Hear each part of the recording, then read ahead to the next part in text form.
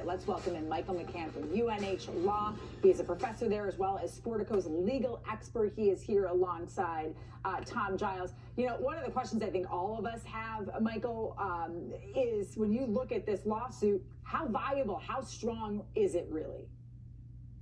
Well, it has some legs in the sense that it's making pretty specific allegations that there were sham interviews. And we know that if the interviews occurred after somebody had been hired, it betrays the Rooney Rule. It certainly betrays the spirit of it and lends credence to Flores' argument that this was not a real interview, that this was done to really embarrass him.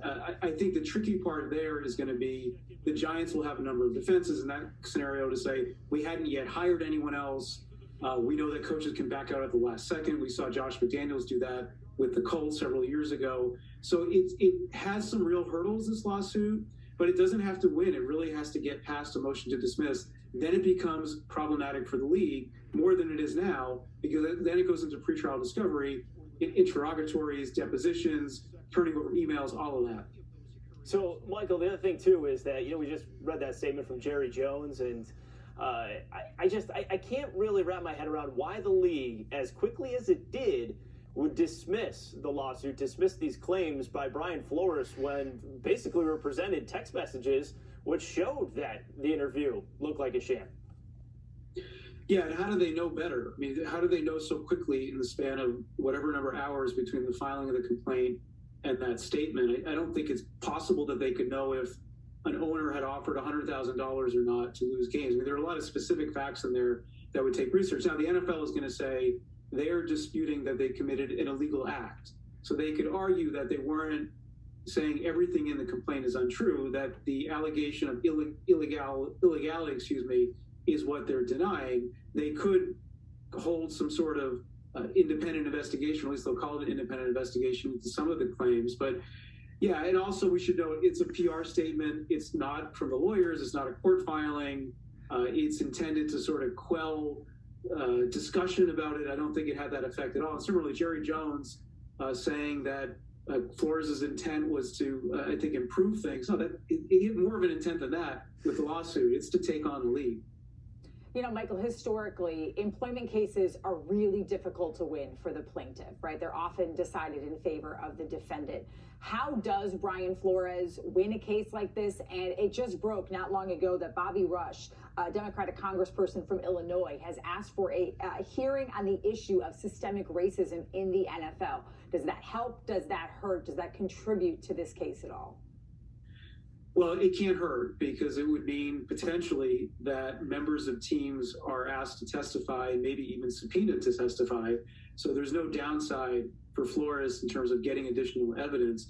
I think the tricky part is going to be that when we see the NFL's answer and the motion to dismiss, the league will say in so many words, obviously it's going to be 50 pages long, so I'm sort of giving a nutshell, that what he's arguing is not acts of discrimination, it's acts of compliance, that these teams are attempting to comply with the rule, however flawed it may be, that's different than acting with a racist intent.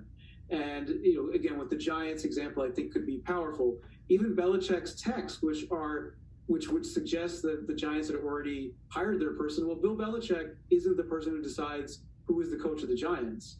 He doesn't announce it. He doesn't sign that person to a contract. So even relying on Belichick's text may be more limited than it seems. So then just to circle back on that, is Bill Belichick going to play any further role in this, do you think? I mean, is he going to have to testify in some sort of capacity, or those text messages, that's it? No, Tom, I think if it advances past the motion to dismiss, Belichick would be a relevant witness, not in an adversarial way. He's not a villain here, but Flores' lawyers are going to say, well, how did you know that?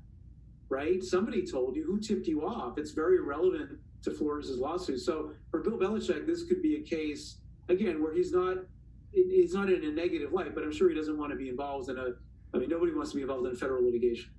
We haven't even gotten yet to the part of the lawsuit where Brian Flores alleges that Stephen Ross, the owner of the Dolphins, offered him $100,000 for every loss he would take so that they could improve their draft positioning. how does that all play in, especially with the NFL's ties to gambling, but also fixing of games? I mean, we've seen this, happen in other sports where if you're trying to alter the outcome of a game, that has cost people their livelihoods. I'm thinking, of course, of Pete Rose. Is it possible that Stephen Ross loses his franchise over this?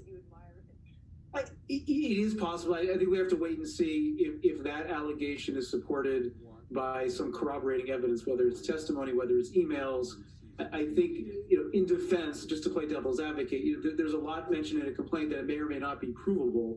But if it turns out that that's true, he could lose the team. I mean, that would be an example of, we think about what would bother an NFL owner.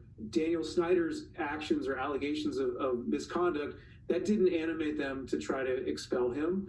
But to go to competition issues, to actually undermine other owners in terms of draft position, that would, I would imagine, aggravate quite a few of them, unless some of the other ones are doing it. We've heard an allegation that maybe it was happening with the Browns too. So if this is some industry practice that we're just learning about, then that's a different calculus. Oh, Michael McCann, it's been a long time since we've had you on a very consistent basis, but I have a feeling that might change. So it's good to see you, and hopefully we get to talk to you again. Thanks so much for your insight and taking all the legalese and making it interesting for us to understand. Thanks for having me on. Well,